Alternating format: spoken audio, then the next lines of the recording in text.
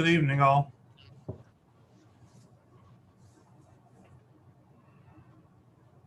So YouTube says it is setting up the meeting.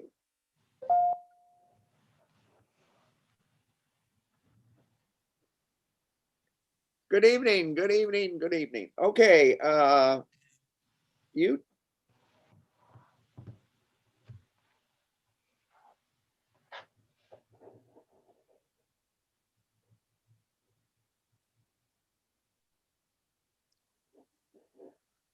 Okay, let me start recording the meeting just so we've got a backup here.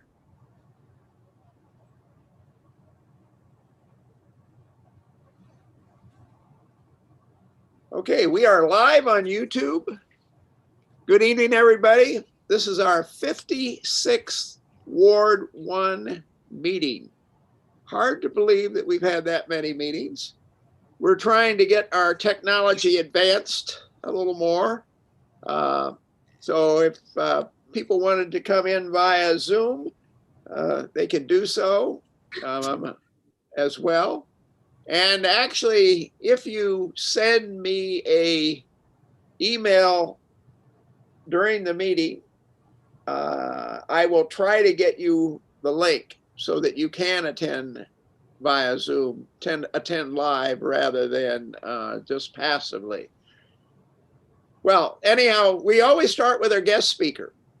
And tonight I have the pleasure of introducing our interim city manager, Mercedes Miller, from the fabulous Georgia International Convention Center. Mercedes, would you please give us what your view is now that you're coming into the job of city manager? Good evening, everyone. Again, I am Mercedes Miller. Now I work for the great city of College Park. I am the interim city manager. I probably come with a different view than most city managers because I come from hospitality, and hospitality is to serve. And I feel like I'm here to serve not only the citizens, the employees, the mayor and council, the businesses, but the most important thing I serve is that brand called College Park. And it is my job to lift that brand up and sell that brand wherever I go. I have a short philosophy on leadership. It's simply to listen to the mayor and council, the staff, and our residents, and to foster partnership with businesses, nonprofits, and again, to do that timeless promotion of College Park. We have a lot of things going on right now. The important thing to me right now that I'm focusing on is communication. Communication not only between the department heads, but also communication between the city and the citizens. That's important to me, that if something happens in the city, that you're able to either go to social media, look on our website. You should get a note from iNotify. Communication is very important. We have a new setup with the police department. Every employee with the city of College Park, we have all of their emails and their cell phone numbers, and we can hit code red and we can send anybody in that is employed with the city. We can send them information. So what's important to me is that everybody sign up for iNotify, sign up for code red. These are things that if you sign up for, you will immediately get information from the city.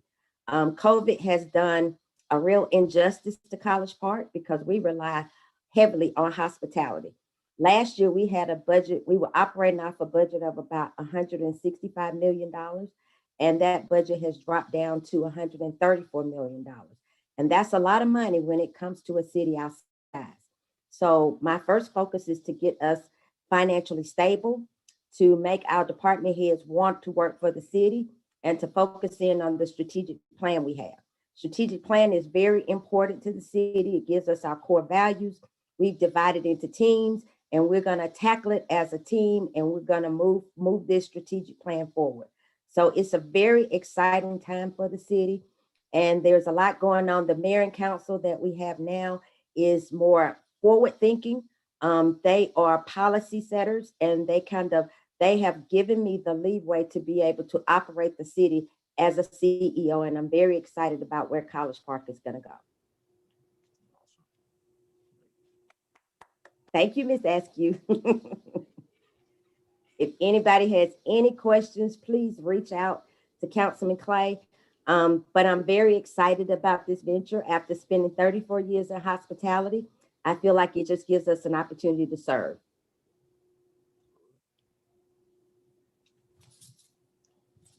You're on mute, Councilman Clay. Mute. You're on mute. Very good. Thank you.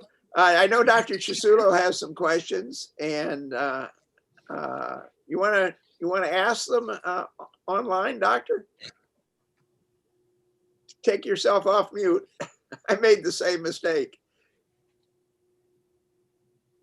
Yes, I'm very thankful that quite a few of my questions have already been answered. Thank you, Ms. Miller, for sending me the answers. I do have another question. I was glad to hear what you said about your priorities. And you simply said something about operating the city manager's position as a CEO. What did you mean by that? Well, I think that we have to operate as a business. We have to follow the policies and procedures that the mayor and council set, but we still have to operate as a business. We have to be mean, lean, and efficient, and we have to have a priority for service.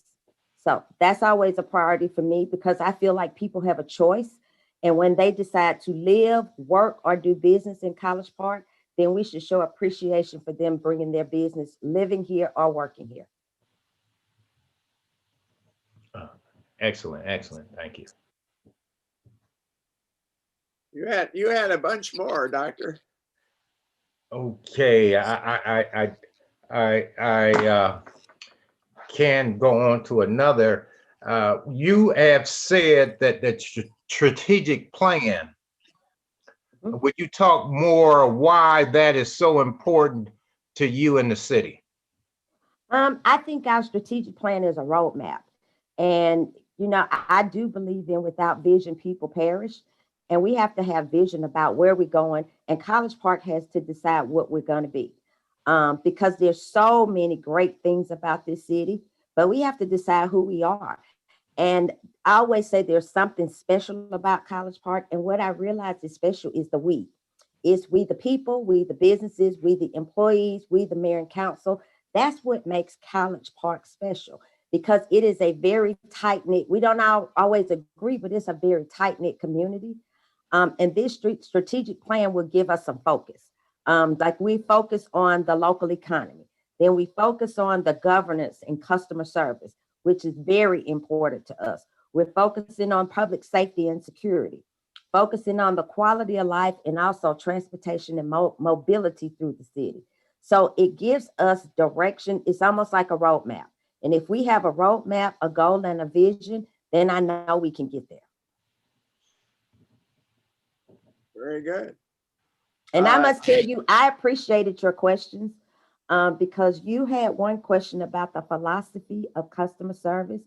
And when you said that, I began to do some research and I was like, what's such a timely statement? Because I never thought about the philosophy about customer service because being in hospitality, it's our job to serve. And it's always a privilege to serve.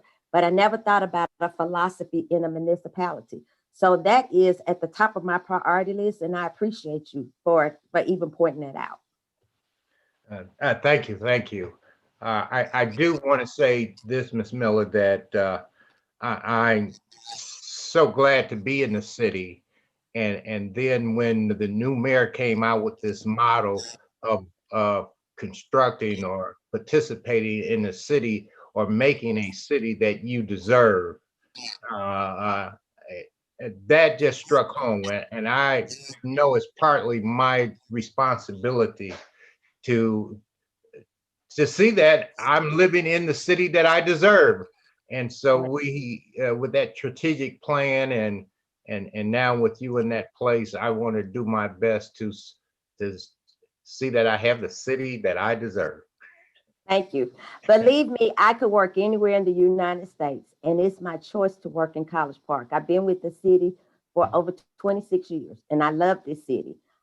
So I'm looking forward to the change, and I want to become the South Side leader of change, because there's nobody that's really taken those reins and made changes. And I want to do that for the South Side. I want them to follow us. Amen. Amen to that. We're in the perfect position to do that. Not only where we're located with regard to the major interstates, the airport right next to us, the connectivity to the airport that previous consuls, prior to me being on consul, had the foresight to get the SkyTrain in place, which connected us. There's so many things that we have. The land that we've bought back for the airport, again, over a period of years, millions of dollars spent getting that land back, and which positioned us for 6 West. So it's really an excellent situation, and it's all come together at this point. It is. And when you look at me, I am the possibility for College Park. When I came to College Park, I came in as a secretary, and College Park has been great to me through training and learning and taking a chance and giving me opportunities. So College Park has so many possibilities, and I'm an example of that possibility. Certainly. Okay, well, what I suggest we do is, why don't we move on with our presentation on COVID by Chief Elmore, and then we maybe come back at some point to some additional questions. So, Chief, you want to go ahead with your presentation? Yes, sir. Do you want me to put it up, or are you going to put it up? You can put it up. Yes. Okay, let me do that. I'll put up your first slide and share it. I don't have to share my screen, right? Just leave it like that. No, you don't. Yes. Okay, Chief. Thank you. Are you seeing your first slide? Yes, I see it. Yes, sir. Good evening, everyone. Thank you, Councilman Clay, for having me just share some information regarding COVID. I tell you, over the last 10 or 11 months, it has been a challenge for the fire department. And I say that for staffing wise, at some points throughout the last 10 months, we've had a number of firefighters who were exposed to COVID while responding on various calls. At one point, we had up to 8 firefighters out, and that means we had to backfill those positions with off-shift personnel, which sort of put a strain on our overtime at the time. So, but the good thing about it, since then, we've gotten a number of people back. Total number of personnel that we've had out over the last 10 months regarding COVID, it's about 14 employees. But they all, like I said, have since recovered, and I commend them. I take my hat off to them, because they're out here every day responding, putting their lives on the line, not knowing what they're responding to. And I'm speaking for the fire department, but also the police. They do the same thing, go out here day in and day out, put their lives on the line. So I do commend them and take my hats off to all. One of the challenges we have, especially now that the COVID has started to increase again, is the hospitals are full. So when we respond on emergency 911 calls, Grady is a transport provider. So when they transport a patient, the hospitals are full. So the hospitals are telling Grady they have to sit out on the dock at the hospitals with the patients on the back, because they don't have any room in the hospitals, especially for basic calls. So which means when we respond on the emergency calls, we are sitting on scene because they don't have any Grady ambulances available. We're sitting on scene 45 minutes to an hour and a half. So it's putting a strain on us. I would say over the last 4 or 5 months, we've been experiencing that. Now, if it's a serious call, we're going to transport ourselves. But the way the law is, we have to wait and allow greatly to transport mostly basic calls.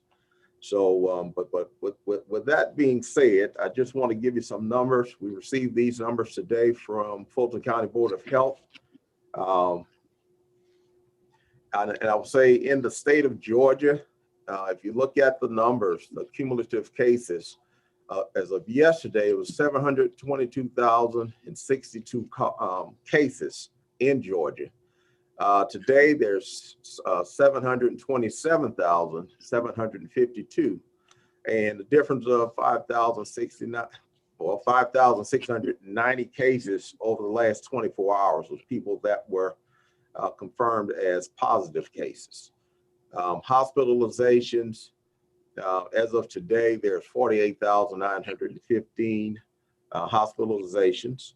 As of yesterday, it was 48,498. And as you see, there's a difference of 417 people that has been admitted to the hospitals for COVID.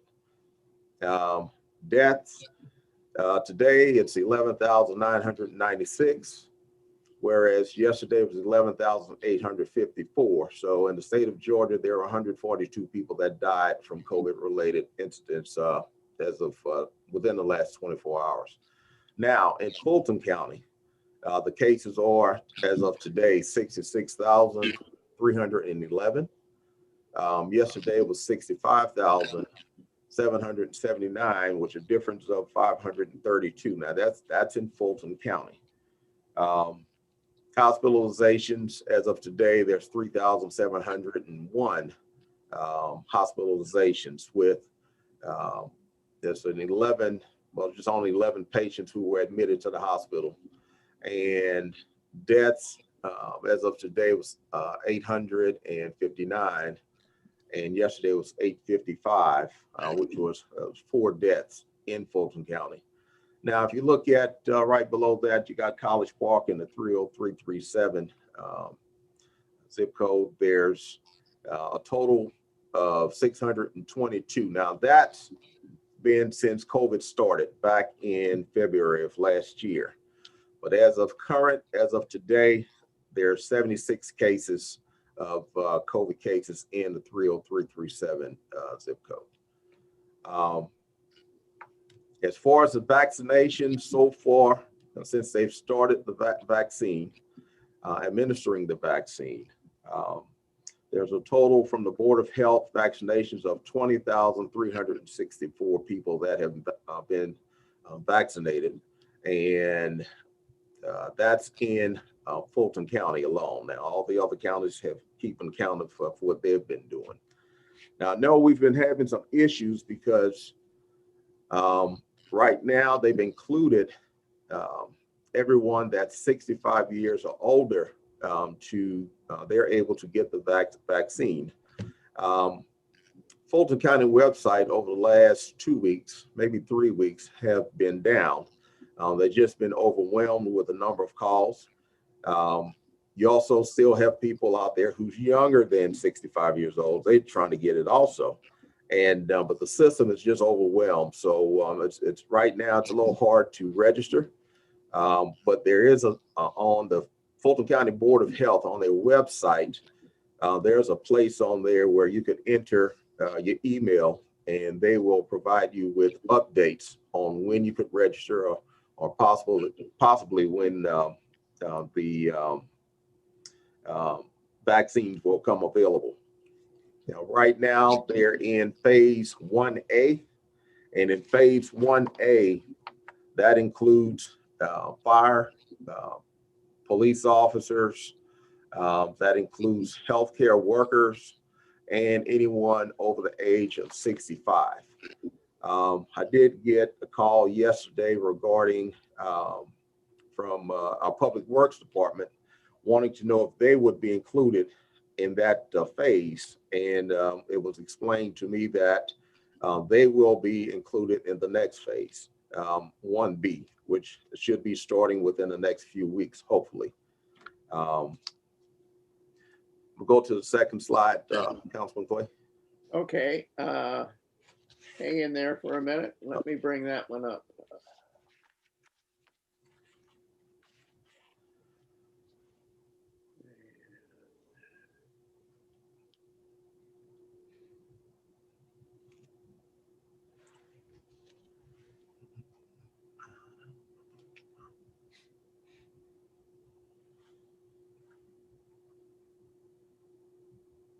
Can you see that? Well, that's still the first one.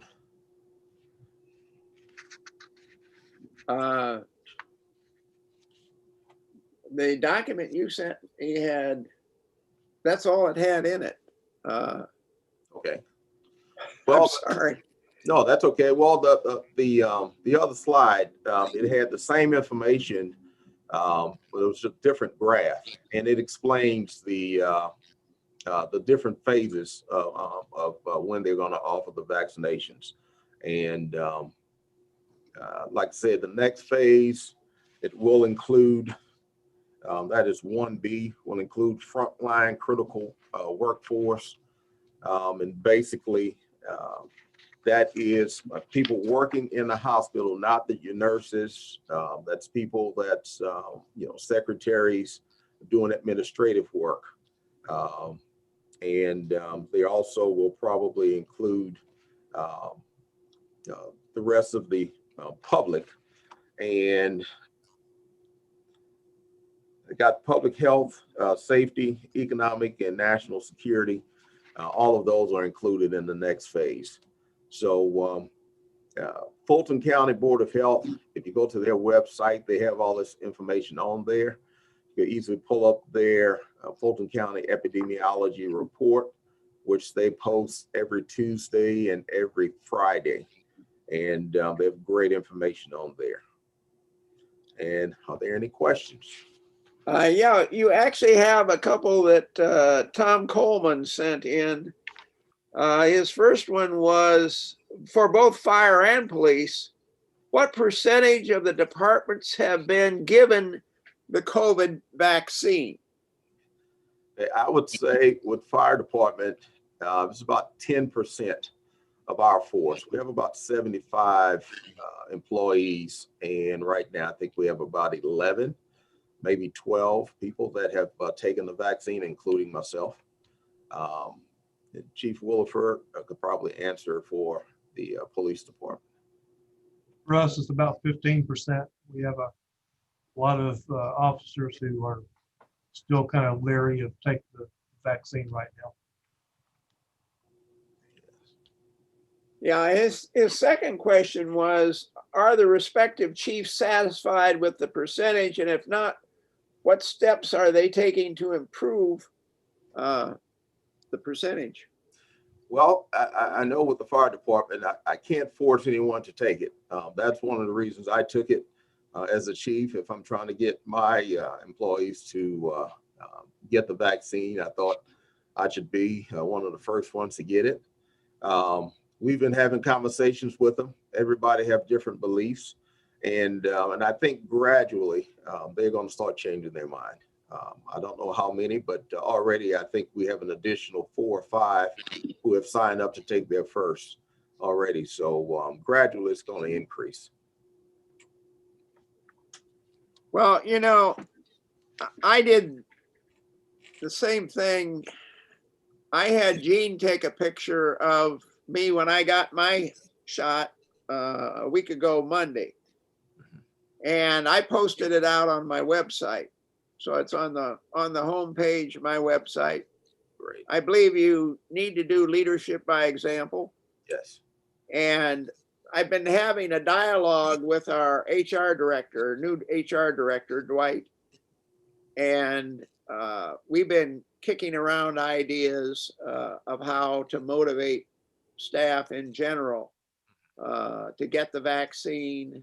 And the thing that I'm concerned about, and I said in a note to Dwight today that I'm trying to get ahead of it now. The next problem we're going to have after we get people willing to take the vaccine, the next problem we're going to have is they're going to think they don't need to wear a mask. Right. And the problem from everything I've read is that even though you've had the vaccine, you can still accept the virus into your body, probably living in your sinus cavities or your nasal area somewhere, and you can transmit it. So here you are, now you're not in danger, you're non-symptomatic, So you're not coughing and wheezing maybe, but if you don't wear a mask, you can spread it to somebody else. Correct. And that's a big concern I have. And I think there are a lot of people that are going to get real comfortable after they get the vaccine. Now, I think it's fortunate that they're doing it for the people most likely to be seriously impacted by it first, or the ones that are in greatest danger because they're constantly interfacing with people who have it, like your first responders. But that's going to be the next problem we have, and I don't know how we solve that problem. Now, I have some masks that I got that are KN95 that also offer some protection from me getting it as well as giving it. But most of the masks that you see, the plain old cloth masks, yeah, they'll definitely help you from spreading it. Yes. But they're not going to be nearly as good at protecting you as a N95 or KN95. I sat in on a COVID call today that's put on by Georgia Municipal Association. And I won't go through those statistics, but the one thing that I got out of that I thought was interesting, they said that the incidence of colds and flu, well, they didn't say flu. I heard flu in a previous conference, but today they said very few people are getting colds. Well, guess why? I would assume it's because people are wearing masks. And when I used to do a lot of international travel, whenever I'd go to a Eastern country like China or Japan or whatever, you'd see people wearing masks all the time. So I think that's reduced. But what they said is, so if you do get something that appears to be a cold, there's a good chance it's not a cold. There's a good chance it's COVID. So if you start developing any kind of symptoms of a cold, it's a good idea to get tested. Now, my recollection, Chief, is we're still testing, and I posted the notice out on my website on the notices page. Do you think we're going to be able to test again next month?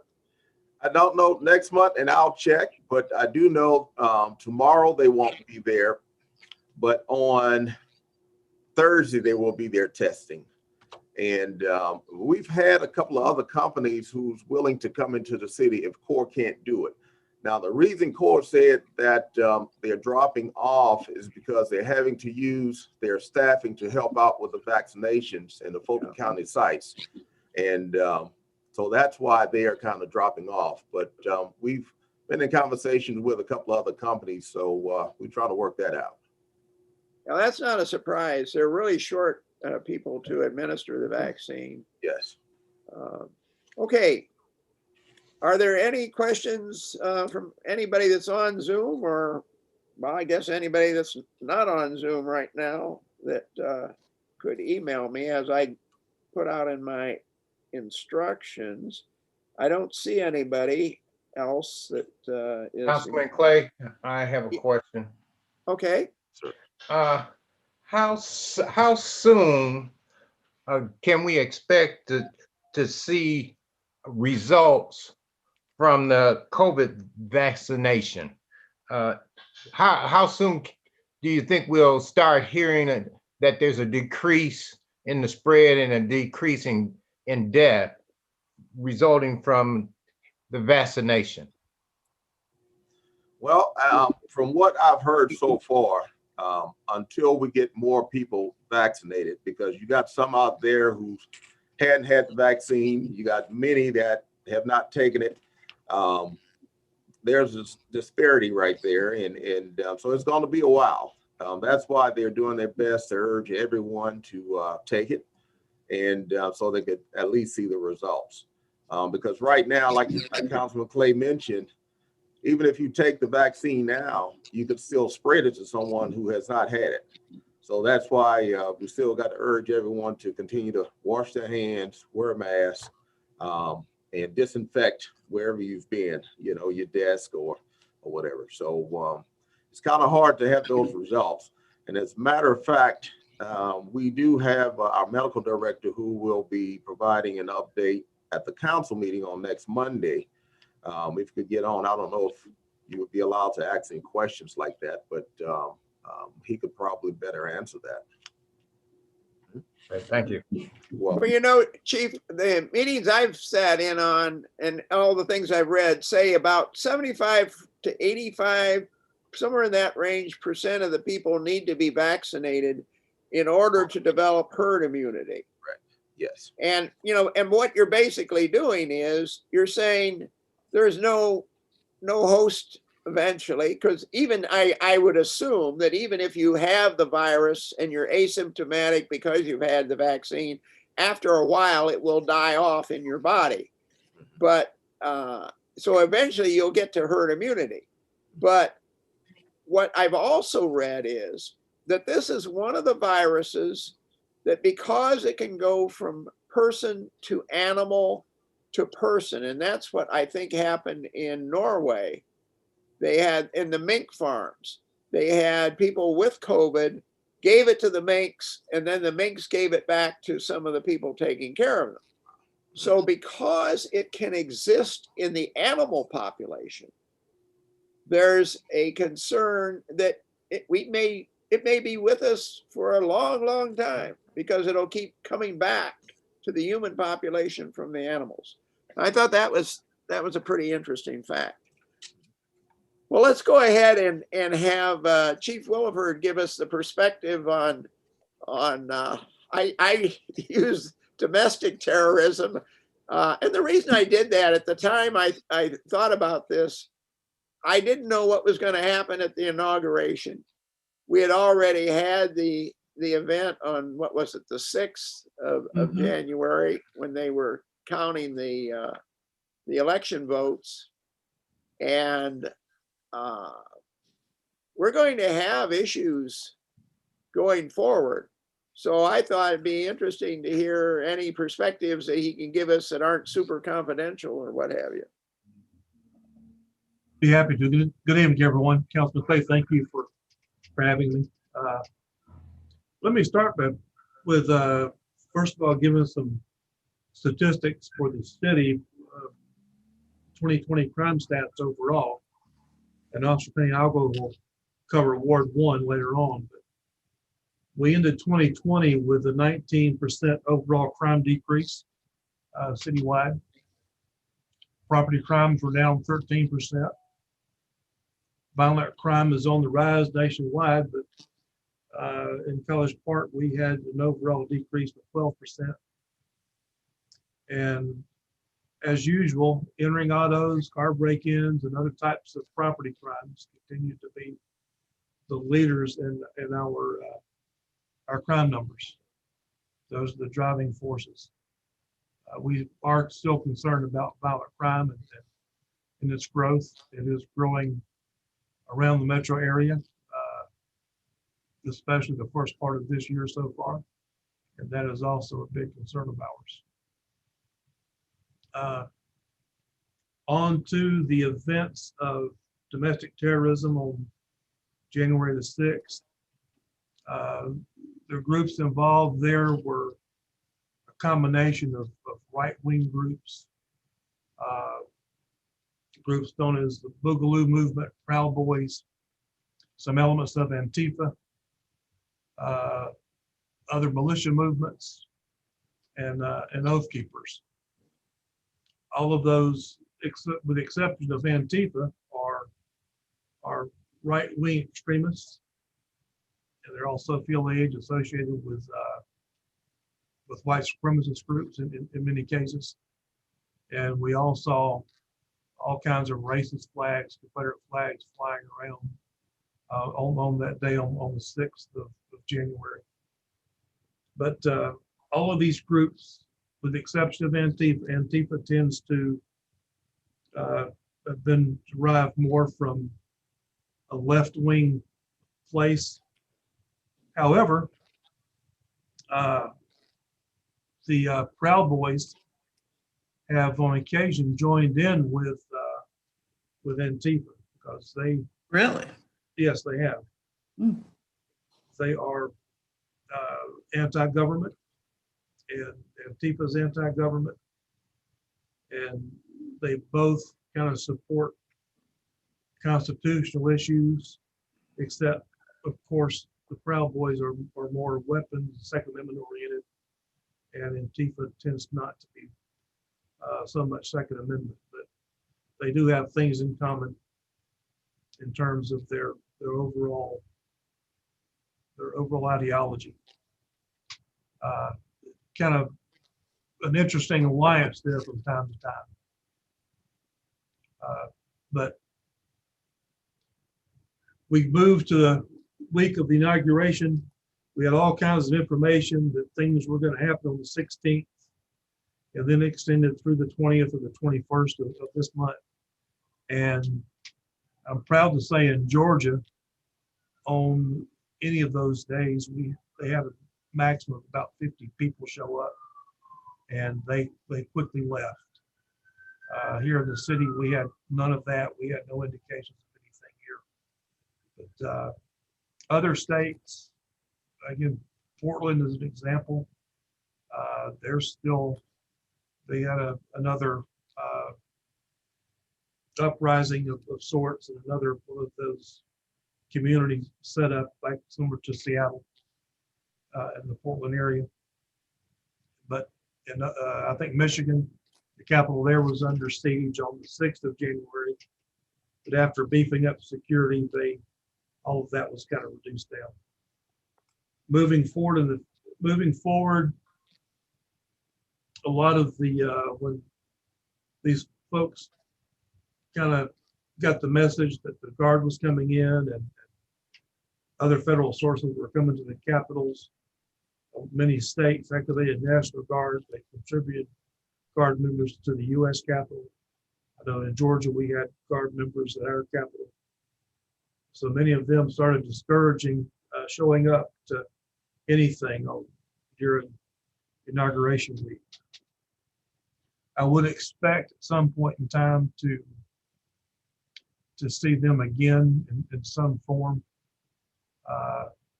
The question is when and where, and their communications methods are changing.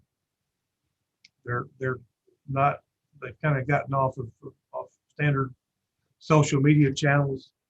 They've gotten off their Facebook pages and Instagram and all of those, and they're going to more encrypted type apps to communicate. And so I expect, I expect to see some movement with some of these groups as things move forward in the administration. So these are, far right-wing groups for the most part, and they're most likely to be the ones most active.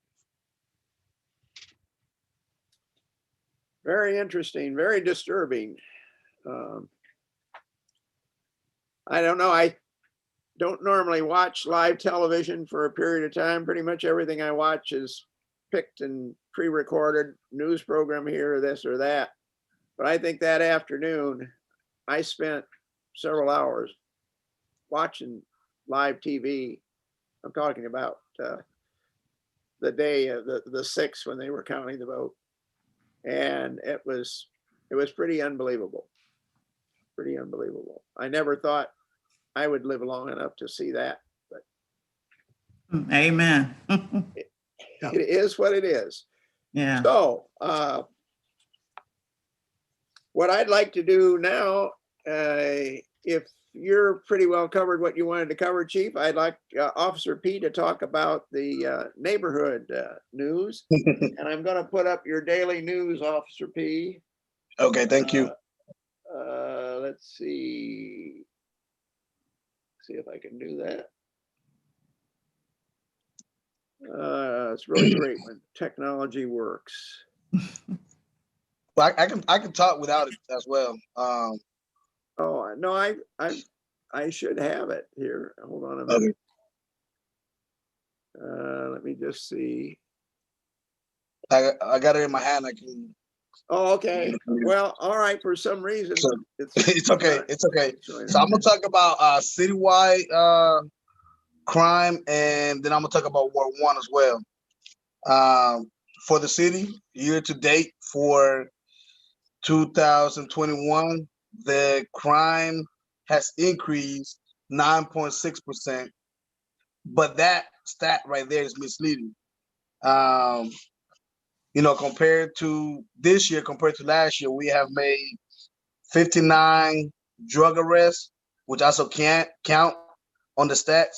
Compared to last year, we did 35. So that's why the crime actually showing at an increase of 9.6 for the year for the whole city. So again, uh, for the whole city of College Park, crime showing that it increased at a 9.6% year to date. But in those stats, uh, drug related offenses arrests are double basically from last year. So we have made more arrests dealing with drug related offenses. For Ward 1, crime increased 9.4%. But again, that stat is misleading. What we have had this first 26 days in Ward 1, we have Enterprise on Main Street that basically rent out cars and people forget to return them or don't return them. And then Enterprise have to file a report for theft by conversion, which also counts against us. Uh, but as you can see on the daily news, we had 3 burglaries. One of the burglaries was family violence related, so I didn't add it to the daily news. So we had 3 burglaries compared to one last year to date, and we have 3 entering autos.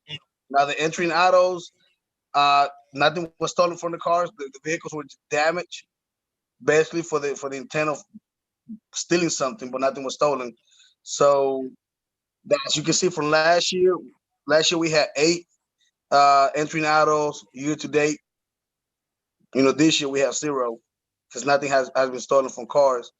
But we do have destruction and damage. We got 6, and that goes from uh, a married couple or a couple, breaking something and it's family violence to damaging a car for the purpose of breaking into it. Then we had embezzlement, and with embezzlement is basically employees stealing from the employer.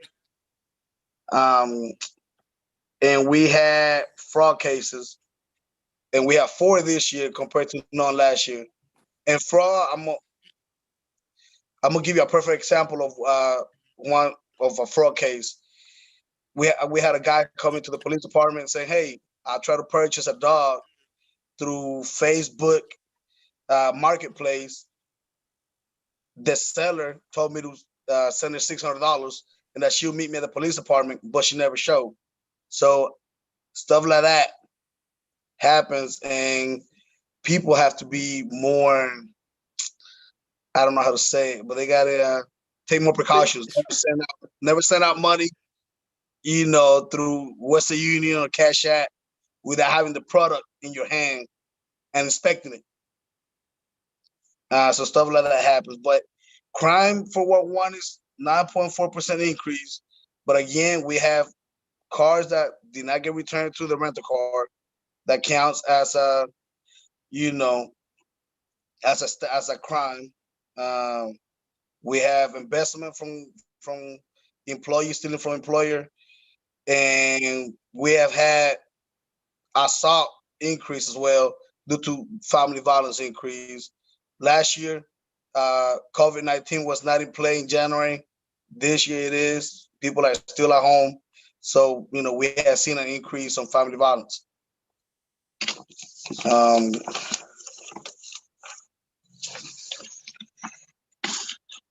we have made several arrests for marijuana possession,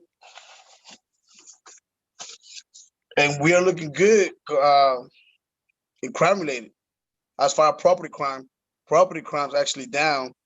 Uh, it's just the overall crimes with drug related offenses and assault and crimes against a person that actually increase. I will talk about some tips crime prevention tips for the neighborhood. Basically, at home, since we have had 3 burglaries, make sure you have good lighting. If you can, cameras do help. You know, they give us a good description of the subject, the time that he happened, all that stuff, and it also prevents people from breaking into the home a lot of times.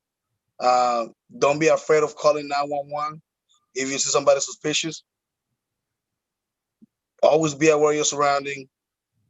And something that happens a lot,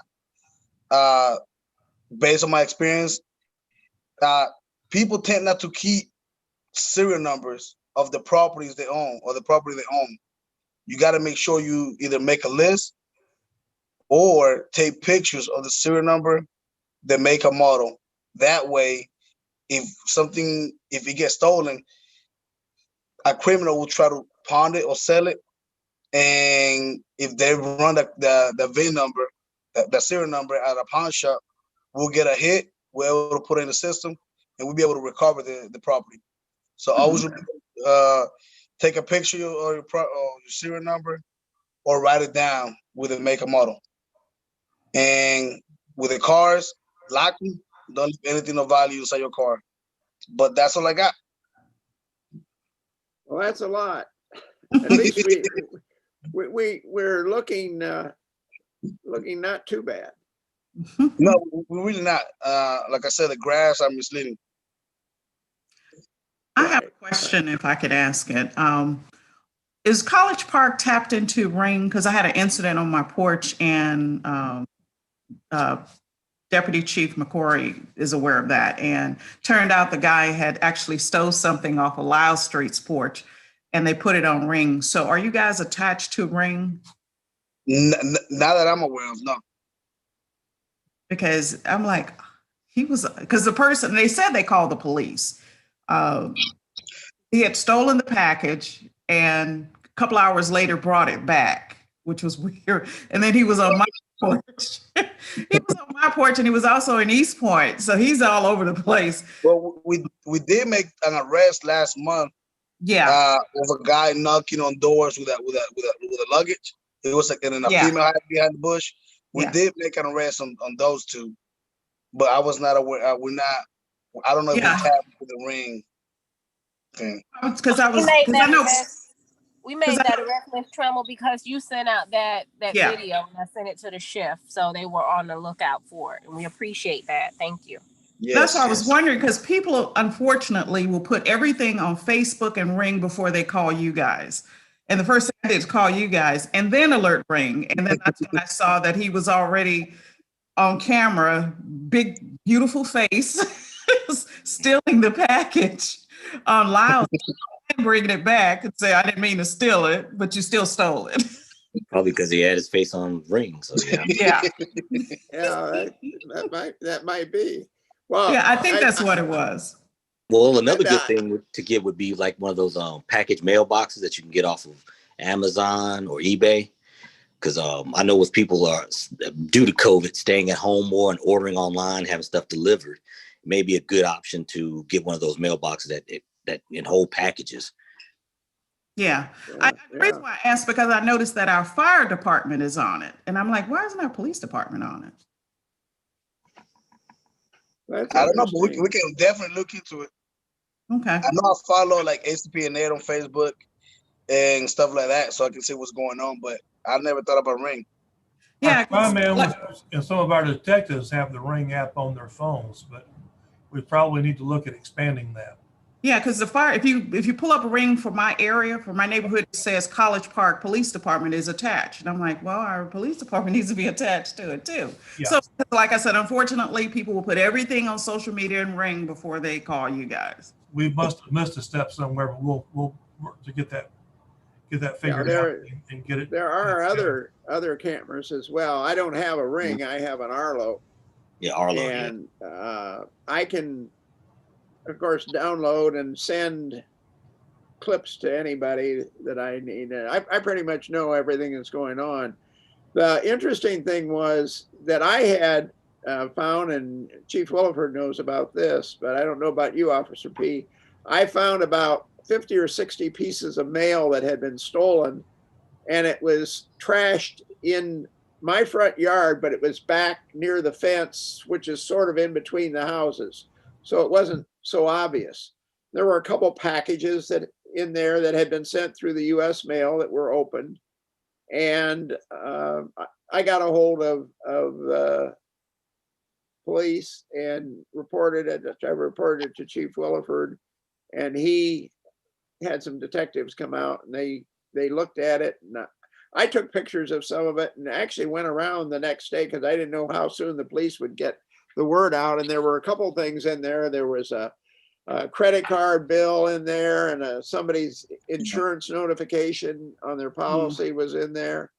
So Gene and I, on one of our walks, just stopped off at a couple of houses and let them know what they had, showed them a picture of what they had lost, because I didn't have them anymore. The police took it as evidence, but then they did go out, and thank you, Chief. They did go out the next day and apparently distribute to most of them, and I think they caught everybody else probably the following day after that. So it was a good thing, but we're having terrible problems with the mail service. Yeah. The latest we have gotten mail here is 10:30. Jesus. Frequently we get it 8, 9 o'clock. I have talked to some people and they've said, well, we go to bed, so they don't pick it up till the next day. On top of that, we only get mail maybe 4 times a week these days. Sometimes it's 3 times a week. Mm-hmm. Oh no, I'll take that back. Normally you get it 6 times a week. Yeah. And we get it maybe 5, 4, depending on the week. So we get it late. I've even had mail suddenly appear the next morning. Wow. And the mail is misdirected. So we'll have neighbors that will deliver our mail to us that we haven't gotten. And vice versa. We do the same. And what I understand is that the mail is being sorted not by our carriers, but it's actually being sorted at a central location. Now, I know Mercedes is working the problem. I've been talking to some of the neighbors and saying, hey, I'm ready to go to the press. I know a few reporters, mainly because of airport noise, but they know who are the reporters that are the ones who would report something like this. And if we can't get that, the other possibility, of course, is we've got 2 new senators, and they're responsible for the post office, so they can perhaps lean on that. But, unfortunately, it's not just in Georgia or in Atlanta or College Park. It's across the board. It's nationwide. It is. That's why I say the senators might be our only hope. Right. The other thing that's interesting is that I've been working a couple issues with Althea on people who have gone through their bank. They have bill pay at the bank, and they will tell the bank, pay this bill. Well, what the bank does, they don't do an electronic fund transfer. They cut a check and they mail the check. And we had one individual who I think he got a report that the bank had processed the check and presumably mailed it like on the 6th of January, something like that. And it didn't show up in his account till the 22nd. So he got a cutoff notice. And so Althea understands the problem, and we're working that issue as well. But the post office is still pretty important, despite email. They are. Yep. Anyhow, It is. and are there any questions for any of the speakers that have covered things so far? I do have another question, then I'll be quiet. Are we still doing the installing of smoke detectors and carbon monoxide detectors, or is that on hold? You're muted, Chief. I'm sorry. As of right now, that's on hold. We're just trying to keep, because our people, they respond to all different types of houses throughout the day, and we don't want anything to spread. So hopefully we'll be able to pick that back up in the future. But if you want, we have them available if you want to come by, and you may have to get someone to install it. We just Okay. We won't come in your house and do it. I can do that. Yes. Okay, I'm going to take the ball at this point. First off, I'm going to stop sharing the daily news, and I'm going to start sharing something that I got today from Jamel McKenzie. You know, Jamel runs our Ignite services for the city. And let me see if I can get it up. This is just the text of a message that I received today. I'm going to share it for you. And the reason I want to share it is because it has an address in it.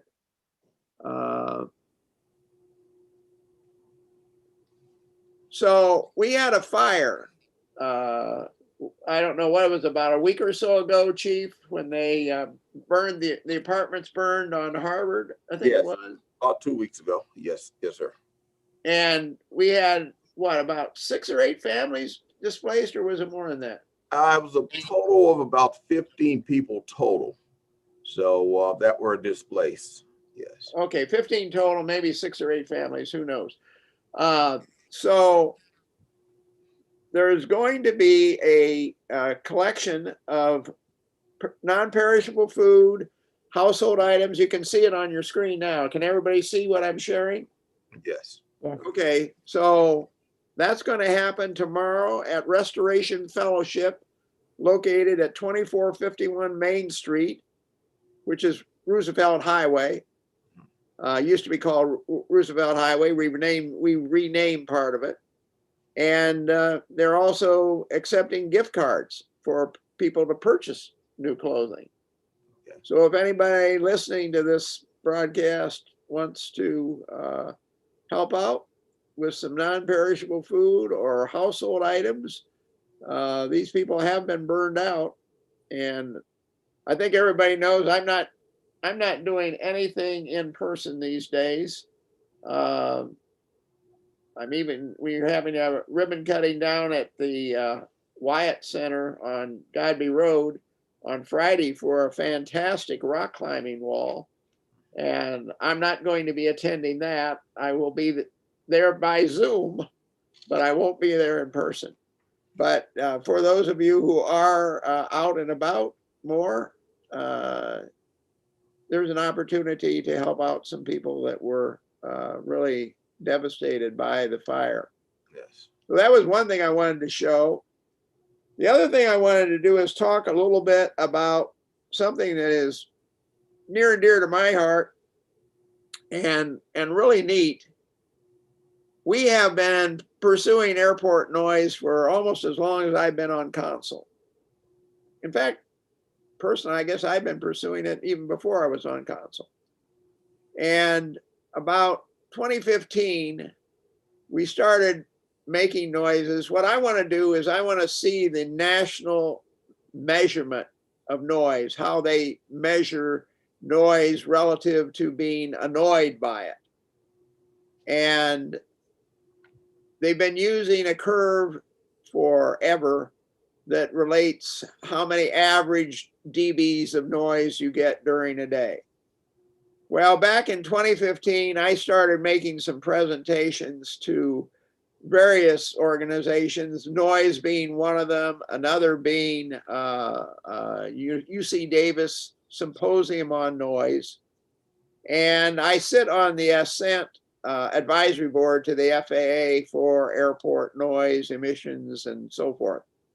Well, we finally got some traction several years ago, and they decided to do in 2015 and 16 a national neighborhood environmental survey.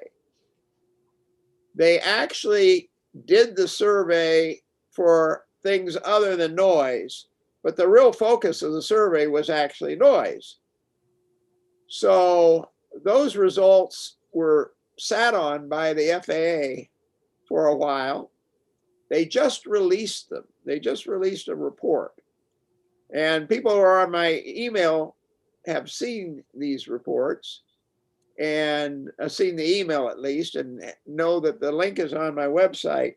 And what I'm going to do, I want to show you, I'm going to try to display my website, and I have reconstituted a page on aircraft noise that I used to have on the website, and I took off because a lot of things were out of date. So let me see if I can share that, and I'll tell you what I would like you to do if you can. Okay, can everybody see aircraft noise? That's correct. Yes. Okay. Yes. So if you go to this, my website, and go to the aircraft noise page, if you see where I'm pointing the cursor up here, there is this summary sheet that is one of the pages for this airport noise summary report. It's not the 300-page detail report. It's about, I think it's about 7 or 8 pages. This, the FAA says, we want comments on it. They are looking for, even though it says that the Schultz curve, which is the curve they've been using for a gazillion years, is no longer an accurate depiction of the amount of annoyance you get from plane noise, even though that's drastically changed, they want some advice on what to do about it. And I'm not going to spend a long time on this, but if you click on this page on my website, what you will see is you will go to another page, and I don't know that that is probably not displayed, but it shows the report. It gives you some links to send comments to the FAA, and the closing period for public comments is March 15. So I would send it in no later than the 14th. And you can do that by a link on their website. So the other thing that I put on this webpage is a presentation that I gave back in, I guess it was 2015 as well. March 8th, 2015. And it explains the background of noise here. It explains what I believe are factors that really determine noise disturbance as opposed to average noise. And it'll give you a little bit of background. You might want to read that first, and then read the FAA summary report, and then answer the questions. And you're not obligated to do it, but we've got a problem with airport noise, and anything that we can do to make the FAA aware of the different alternatives would be a good thing. The other thing I wanted to do, I wanted to comment on a couple things that are on the notices page of my website that I put in my email, but not everybody reads the emails. I have here from MARTA, we received a customer alert. They're going to be replacing the track. I think it's the red and the gold lines on February 16th, starting at 9 p.m. and ending at 4 a.m. on February 22nd. And then there will be buses that will take you to Lindbergh, Buckhead, Lenox, etc. Not a lot of our people probably travel there, but some of us, I expect, are maybe still using MARTA to get to the north side. They are having 2 virtual public meetings, one on the 28th and one on the 30th, which you can attend and get more information on how they're going to do this. But I thought that was probably worthy of letting people know what was going on. And of course, I have a couple biographies on both our new interim city manager and on our new HR director. And I might add that Dwight was our HR director a number of years ago, and he was doing all the things that I was looking for an HR director to do. And we just weren't forward thinking enough, I think, at that point in time. And so as it turned out, Dwight left for greener pastures, and he's come back with his doctorate and has hit the ground running. So I really look forward to having him here as well to help us out with our HR issues. And that's pretty much what I want to cover in this meeting. I'm going to drop out of sharing and get back to the main screen and see if anybody has any other questions. Linda, Tom, Laverne, or Dr. Chisulo, you guys have any questions? I'll check my email and see if I've got any questions coming in from the audience on YouTube. But we're 7:37. We've still got a little time if we need to with questions. I don't see anything. Anybody else? Any comments? Any final comments from any of our panelists? I do want to remind people we have on the College Park website, you can sign up for a neighborhood watch program. You can sign up for iNotify and also Code Red. It is a great way for the city to communicate with you, and it's very important that everyone sign up. Thank you. Amen to that. Okay. Well, if there is no further comments, I think we'll adjourn this meeting. Stay healthy, everybody. And 2 months from now, we will try having another meeting, provided that we have enough people that are watching it on YouTube and so forth. So take care. Thank you all for coming. Thank you. Good night, Thank you. everyone.